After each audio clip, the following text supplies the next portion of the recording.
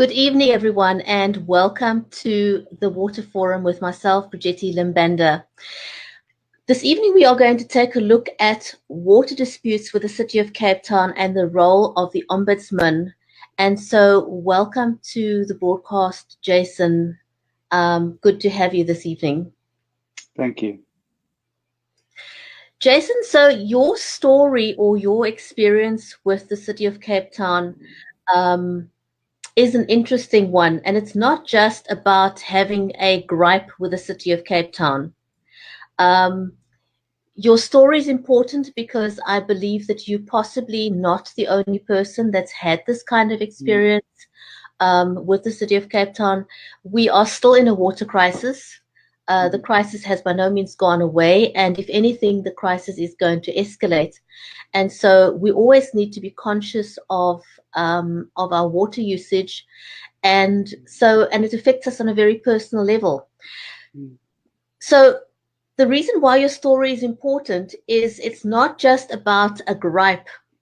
It's about something that has happened, something that you've got documentation for.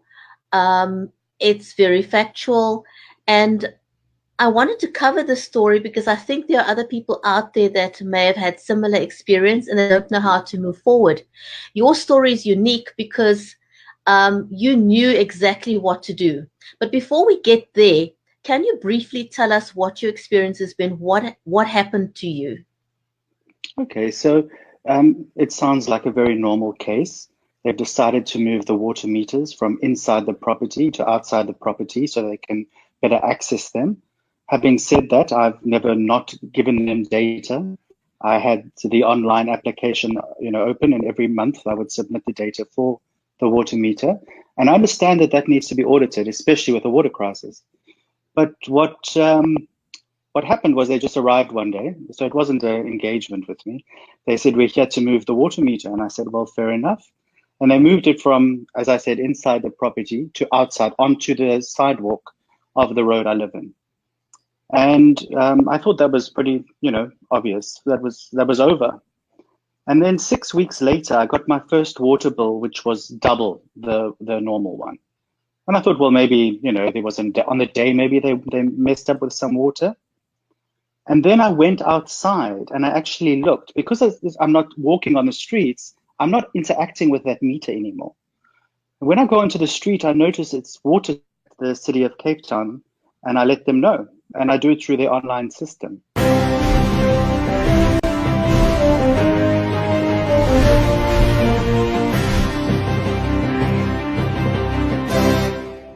Johan, welcome back. Again, if you've just joined us now, we are talking about what to do when you have a water dispute with the City of Cape Town. In this case, faulty meters. And faulty meters is something that we've been dealing with for a very long time. In fact, it's been a hot topic for a long time. Because many people have had issues with water meters, and I know that they've sorted it out mostly. But what if you had an issue where you had to pay the City of Cape Town money which you didn't have to? What do you do then? Johan, you're back and your signal looks better now. Yes, let's hope. Okay, apologies for this. So let me just quickly go back to, I immediately contacted the City of Cape Town to say, look, there's a water problem. There's water gushing out. They said they were going to come. 3 days later, nothing happened. A week later, nothing happened. And I contacted them again to say, please, we've got a serious amount of water gushing out onto the streets. And they said, we've sent someone, but there's no problem. And I was like, I don't believe you sent someone, because if you'd sent someone, you would have seen the problem. It's not Jason's fictitious mind. Does that make sense? It's actual evidence of water running into the streets. And then I had to log a new claim and a new dispute with them. And how long did that take? So from the beginning, so this started on the 26th of November. It was only fixed on the 10th of December. That's 14 days. And I just want to let you know, just so that you're aware, 8,461 rands worth of water wasted. Not a little amount of water. So we can start to see the challenges. Yeah. And Look, I it was, totally believe you because there were a number of cases that I reported myself on behalf of people, and I know that from my own personal experience, it's often taken, I don't know, sometimes 10 times of reporting a water leak, and then they'll say we sent someone out, and the problem just carries on. Months later, the water is still leaking. So I know that this has happened. and I'm just one of those people. I don't work anymore because of health challenges, but when I used to, I was involved of audits of data and audits of people's information and evidence provided. And so I know all about evidence. I took photos, I took videos, and I supplied them to the city of Cape Town to say, look, just understand this is what's going on. So it's not a case of not knowing or not believing. Does that make sense? You've actually got the evidence to see what's happening.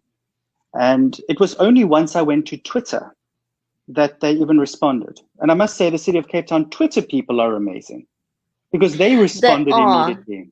They Yeah. are. I must say, as a general rule, I have found in my experience that when you tried to bring a problem to their attention on their Facebook account, I've seen so many people get frustrated because they give you a typical copy paste response all the Mm. time on Facebook. People even complain about the copy paste kind of response that you get from the city of Cape Town. But I must say, I have also found that the response on Twitter has been so much better. In fact, it's better than trying to make a call to them. I I've had a couldn't better agree more. response on Twitter. Yep, we're on the same page. And the thing was engagement. I got someone to come out and look at the water. That was what I found remarkable. Yeah. And that And there was a problem. And they signed a form to say there is a problem, a signed form. So it's not so what happened? So subjective. what happened then? So I imagine then I'm going to get a credit for the money I had originally paid. Up to that point, I paid 5,000 Rand. And I contacted accounts, I contacted the water department, and then I got the bill at the end of the month, 8,000 Rand more.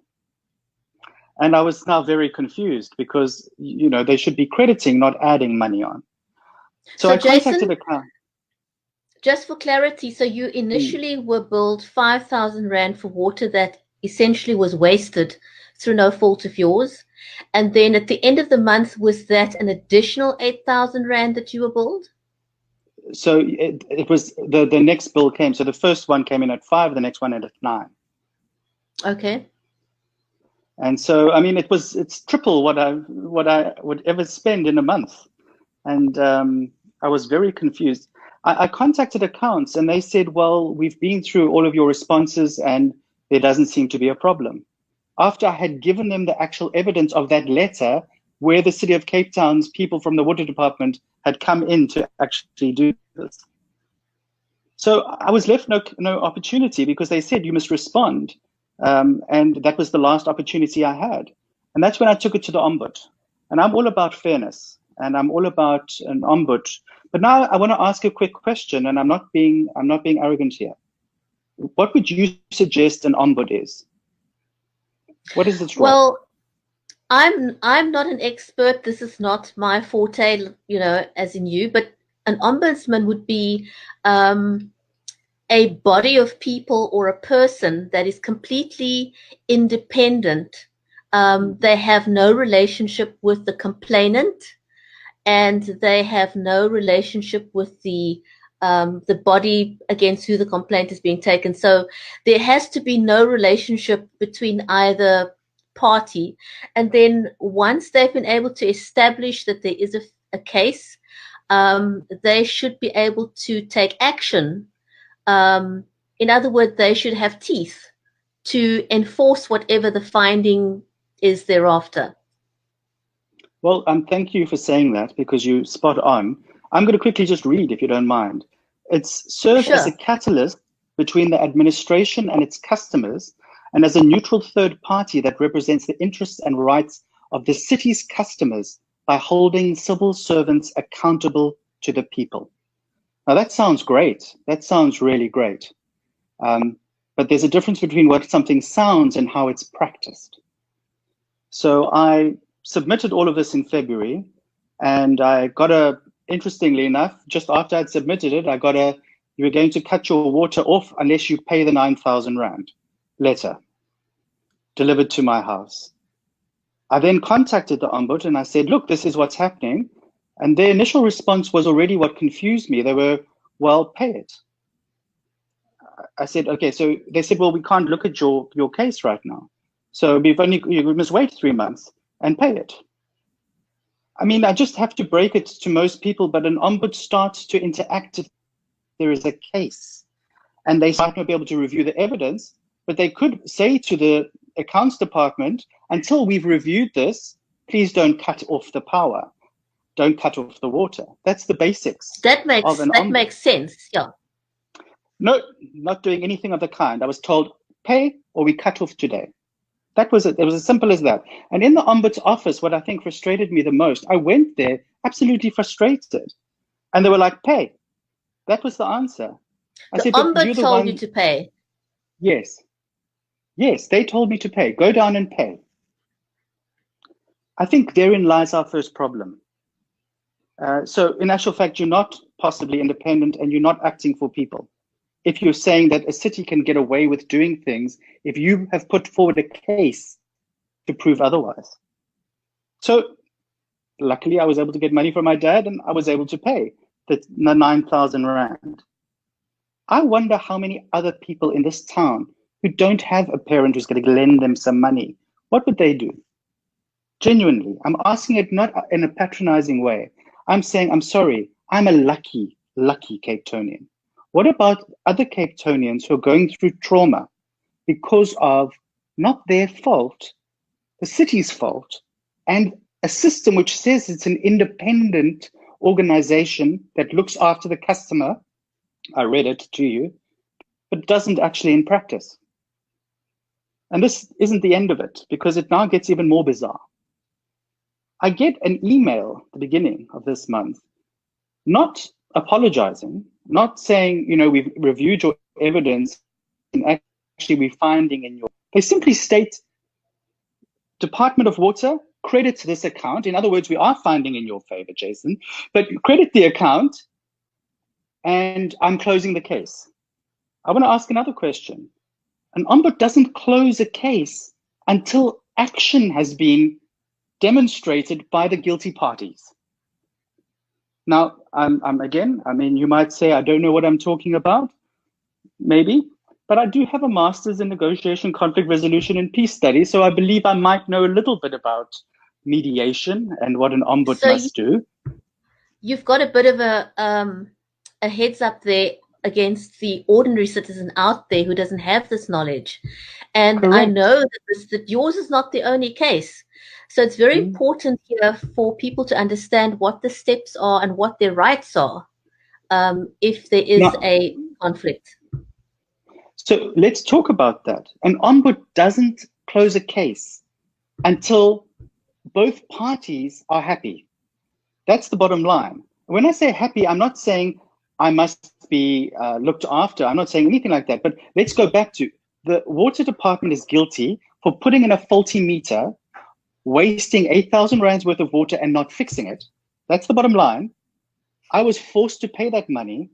So surely that money should be immediately refunded to me. That would make sense because I was forced to pay it. Otherwise they were cutting it off. Do you know that when I contacted the Ombud, I wrote, I'm sharing that, what I wrote to them, I explained, I said, you know, they haven't given me the money back. And this is the most bizarre part. The person phoned me, didn't put it in writing, even though I asked for it, and I've got that also in writing. I said, please put this in writing to me. She said, go in, stand in the queue, request the refund, and wait 6 to 8 weeks for it.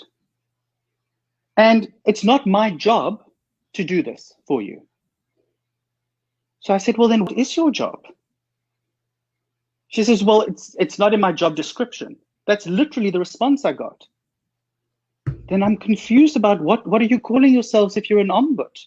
And you're saying you don't have the power to do anything. And I've been wronged and I've been forced to pay 8,000 Rand, but you're not going to force them to pay it back to me immediately. I'm confused. So now I'm throwing it back to you. I'm saying, would you be confused? Because to date, I still haven't been refunded my money. How long has it been, Jason? So I'm to just show you because I've got it here. So on May the 3rd, so I keep things of everything. Here's my City of Cape Town account, my one. And on May 3rd, they credited the account. But in terms of paying me back the money, which I was forced to pay, unless I go in, I'm not going to be able to get that money back. And unless I stand in a queue, unless I fill out a form, so let's start to think of all these problems. I'm not the one at fault, but I must again be subjected to the experience I had when I went there the first time and was told just pay or we're cutting you off. Would we not expect some kind of action like, we're sorry, you know what? I gave them my bank account details. I gave them the formal letter of my bank, you know, the bank issued letter. So they have that evidence. Surely they should action their fault and demonstrate that they're fixing the problem. Does this make sense? Yeah, no, absolutely.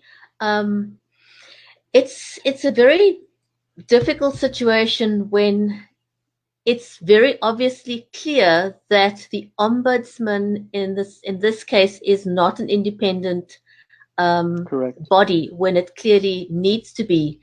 And correct. I would dare say that this is part of a much bigger problem because the City of Cape Town is, dare I say, the best run municipality in the country. I'll bite my tongue now. And if the City of Cape Town is the best run municipality, one can just begin to imagine the frustrations that people must have in the other municipalities where, for all intents and purposes, their infrastructure has failed. Yeah. But no, it doesn't make what's happening here, it doesn't make it right. And I just want to make a point about justice and restorative justice.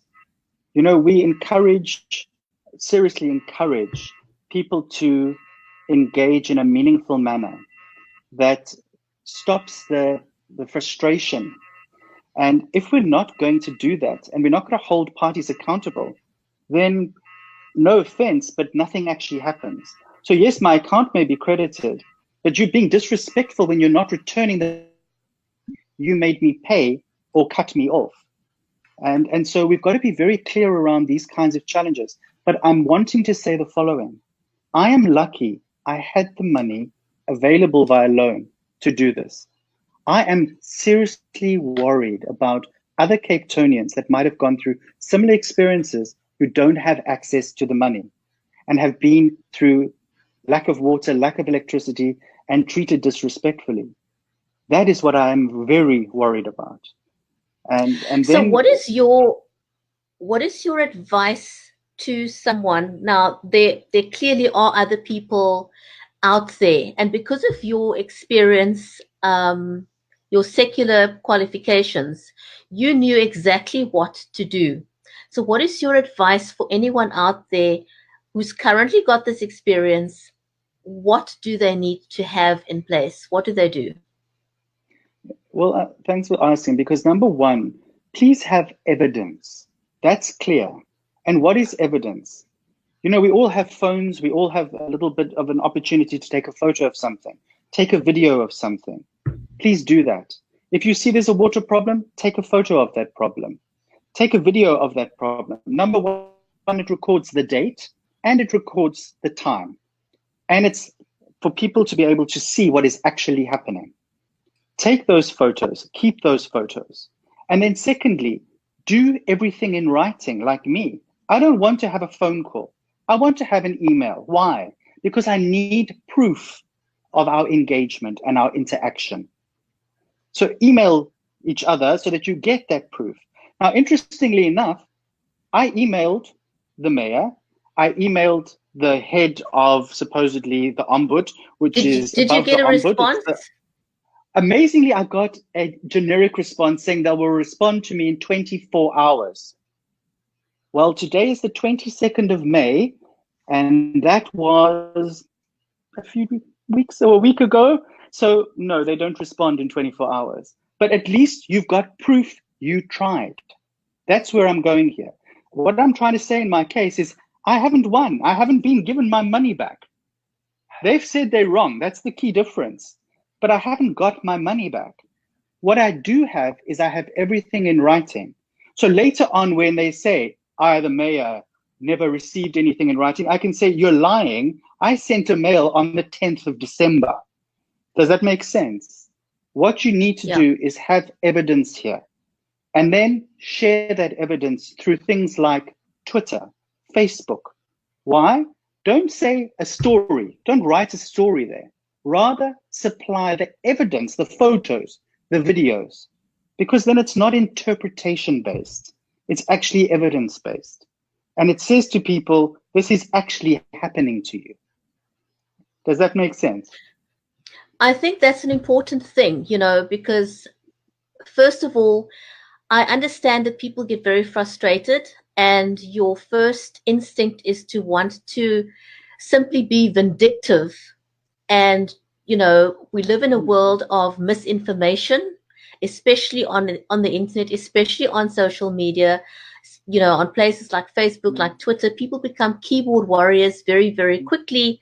And very often it's not based on fact. So the key take home from what you're saying here is make sure that when you do take to social media, make sure you've got facts in place and that you are not spreading hearsay or disinformation. That's very, very important. Yeah. And I want to maybe just add to this. So I've been I've spoken to people I did studying with, and they're taking this and they're creating 3 case studies that they're going to be using for master students. And the first one actually gets released tonight, which is their daytime. And it's called failedcityofcapetown.org. And what it does is it asks the question, is this a failed city of Cape Town or not? So look at the evidence, and it asks everyone to go through what I submitted to the city of Cape Town. And then it asks, you'll see in the next 2 case studies, it's the actions that happen post that with all the evidence. And it gives people an opportunity to see how you use evidence and how you actually document things and how you prove that you've contacted, for example, all these people, but they haven't responded to you, even though they say they'll contact you in 24 hours, those kinds of things. So to me, it's critical that we really, really look at opportunities to share how we deal with these kinds of challenges in a meaningful way. Bearing in mind, I haven't got my money back, but at least what I'm trying to say is I don't want other people who don't even have electricity and don't even have water to suffer further. I want at least that they get their respect and their dignity back. For me, this is about dignity. And I really want to know that Cape Townians who have financial challenges are not treated in a disrespectful manner. So just to sum up our conversation, in an ideal world, I know we're far from where it needs to be. What should happen in a case where you have a dispute, whether it's water or electricity with the city of Cape Town, in an ideal world? I think that we've agreed that, and I say it out of sort of respect, but the Ombud is not, unfortunately, objective.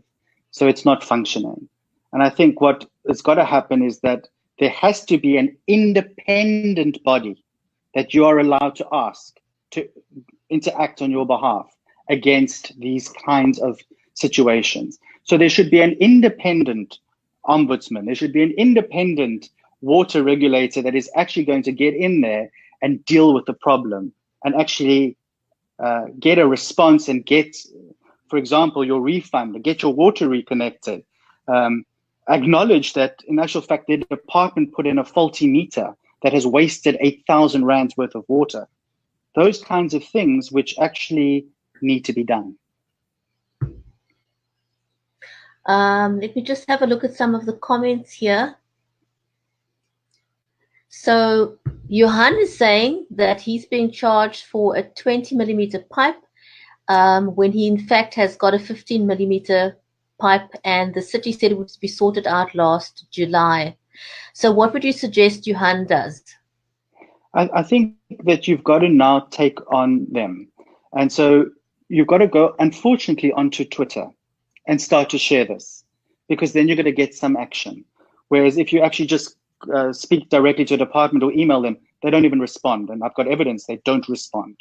So actually engage with a social platform, take photographs of those things, put them on Twitter and say, City of Cape Town, this is what you've done. Let everyone know about it. Share it with everyone. And that's what we need to start doing. So that kind of frustration of the piping, it's not what you've got, but yet you're being told that's what you have. If that makes sense. Let's just see. Okay, so Cara says we have to hold them accountable. How? How do we hold our city officials accountable? Well, if anything, the Ombud is supposed to speak directly to the manager, the city manager. And when I contacted the Ombud, I said, if I want to lay a complaint against you, how do I do it? Well, you're going to have to go to the city manager. Well, I did that. I supplied all the evidence. I submitted it to them. I got an immediate response saying, we'll be back in 24 hours. That was exactly 1 week ago. So 24 hours have come and gone. And unfortunately, the city manager is overarching of the Ombud. I think we already start to see a subjective process in that alone. So I could, if I wanted to, take legal action. I'm not going to waste the money. But I'm happy now to share this experience with people just to show other things. So I agree. Am I going to go and stand in the queue and go through all of that trauma again? I cannot. I physically cannot deal with that again. It was the most humiliating experience to begin with. So it's a good question. Where to from here? For me, I would love to know, because I've literally buffered everywhere. From Helenzilla to Don Plateau to the city of Cape Town to even local government water. They've all been contacted by me and no one has responded. And I've got proof of that, I repeat. But I want to make the point here. I would rather we at least start fighting. That's what we've got to do against this behavior. And we've got to share it with everyone and share it online and share it on Twitter so that we're not alone, because it is a traumatic experience. And I'm saying it kindly, but it has been a traumatic experience for me. And I just ask people to think about that's why you'll see some of the advice on their website that they've done is how to actually lodge a complaint and how to go forward with it, noting that it might not be positive, but at least do it. So don't say, I'm not going to do it. Do it, because the more we do it, the more evidence that becomes available later on if we want to have them audited. I think that was a key learning from today's conversation is evidence. You know, whatever you do, make sure it's based on evidence and not on hearsay. Don't thumbsuck. Make sure you take pictures. Make sure you take videos. Make sure that you have things in writing.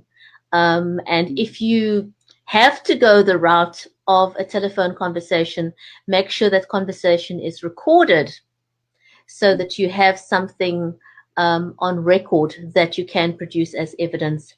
Jason, is there anything you wanted to say in closing? No, I ask people to just give themselves and others dignity by taking things on that are not fair and making sure that we at least try together, communally work so that others who are subjected to it, who don't have our resources, are not disrespected. That's what I want.